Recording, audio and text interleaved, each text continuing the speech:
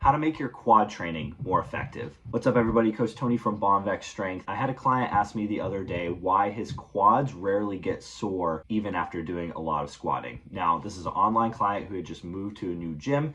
This new gym had some new equipment like a leg press. We started to include it in his training, and he found after leg pressing his quads were super sore, something he never experienced even though he had been doing a lot of barbell back squatting. And this is a great question. It's something I've struggled with in my own training. Not hard for me to feel sore glutes after squatting, not hard for me to feel sore hamstrings after deadlifting, but pretty tough for me to feel a lot of DOMs in my quads. Soreness isn't necessary for muscle growth, but it does seem to be a product of the style of training that does promote muscle growth. If you're never getting sore in a specific muscle group, you're probably going to have a hard time getting that muscle group to grow bigger. So some soreness I think is warranted. Quads especially take a really special sick kind of training in order to grow them really, really big. So that's part of it, just the intensity with which you are training your quads. But probably the bigger issue here is more of a biomechanical one. So I'm going to speak to this more on that end. When you perform the barbell back squat in a powerlifting style with the idea of moving as much weight as possible, it's probably not going to be the same technique that you would use to grow your quads as big as possible. And what I mean by that is if you are squatting heavy, you are probably experiencing some forward trunk lean. Whether you have the bar really high on your back, whether you have the bar low on your back, if the load is heavy, you're probably going to want to move your hips backwards and lean forward more than you would if you were squatting just to grow your quads. That's an efficiency thing. That is probably the best way to move the most weight. Just get the weight from point A to point B. Probably not going to be the best way to grow your quads, which seems to require the torso to be more upright and for the distance between the base of support, aka your feet, and your knee to be as long as possible. Regardless of what type of squat you're doing, ideally the bar is going to stay over the middle of your foot. If you are trying to move as much weight as possible,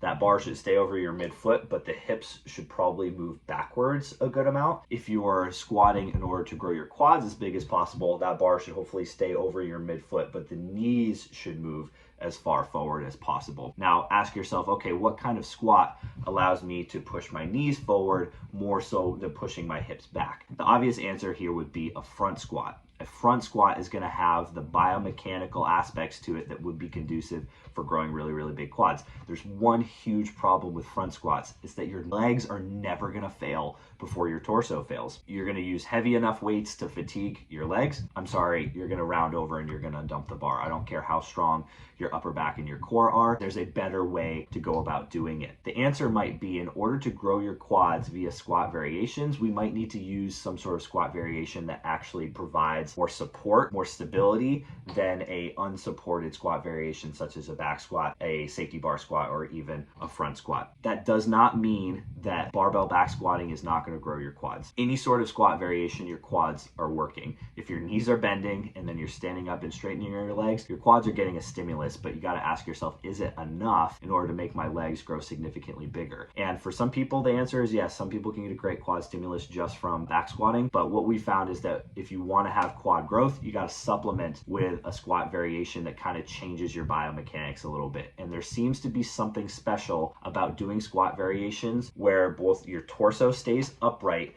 and the load actually stays as far behind the knee joint as possible. So you ask yourself, what does that look like? A very common example that many people have seen would be some sort of Smith machine squat. So a Smith machine where the bar is on tracks that kind of move up and down, so the bar can't move forward and back like it could while doing a back squat. With a Smith machine squat, torso stays very upright, the feet are out in front, and you get that really, really deep squat where the knees are out in front of you. That is absolutely going to blow up your quads. Now, not everybody has a Smith machine. We don't have a Smith machine at Biomechanics Strength. What are ways that we can kind of go about that same type of squat without that specific machinery? I really like two options for this. Option number one, which is much more loadable, would be some sort of Hatfield squat. Now, we just said, no specialized equipment with a Smith machine. Hatfield squat requires some pretty specific specialized equipment as well, but in our gym, we've got a safety squat bar. A lot of people who are serious about powerlifting have a safety squat bar, and a Hatfield squat is one where you have a safety bar on your back and then you are supporting yourself via your hands on something like band pegs that are hooked into the squat rack, or something like on our monolift, we like to hold on to the safety strap. And what that does is that allows you to stay really upright, but also keep your torso behind your knees. So if you walk the bar out and you have your hands out in front of you, you can kind of stay upright and have kind of like this scooping motion as you go down into the squat, where you can really keep the bar well behind your knees, and that's a really great way to smoke your quads. Another variation of this that might be a little bit more accessible to people who don't necessarily train at a powerlifting gym and don't have a safety bar would be some sort of back supported hack squat. You can do this with a stability ball, you can do this with a medicine ball, you can do this with a foam roller, but you put that ball or that roller between your back and a wall. You hold dumbbells or kettlebells or something in your hands by your sides. You put your feet way out in front of you in that same sort of like wall sit position, and you go up and down using that medicine ball or that foam roller kind of as your support there. So it looks almost identical to a Smith machine squat. And by virtue of having those feet way out in front of you, having your knees way in front of your torso and way in front of the load, your quads are going to be the main driver there. Great way to fatigue your quads, a great way to probably induce a little bit of soreness, more soreness than you would be used to in your quads. The one caveat with that hack squat variation is that the load is going to be much lighter. A Hatfield squat takes care of that because you can load it up really heavy without worrying about the balance that you would normally have with a normal SSB squat. You can push your Hatfields really heavy, so it gets the biomechanical aspect correct, and the overload aspect is very easy. Something with a hack squat, you're not going to be able to load it as heavy. Even though you can't load it as heavy, I still think it's an awesome exercise, because when you think about subtracting all the muscle groups that would normally contribute to a squat and you just place that load on your quads, you don't need nearly as much loading in order to get that kind of progressive overload effect. Because remember, mechanical tension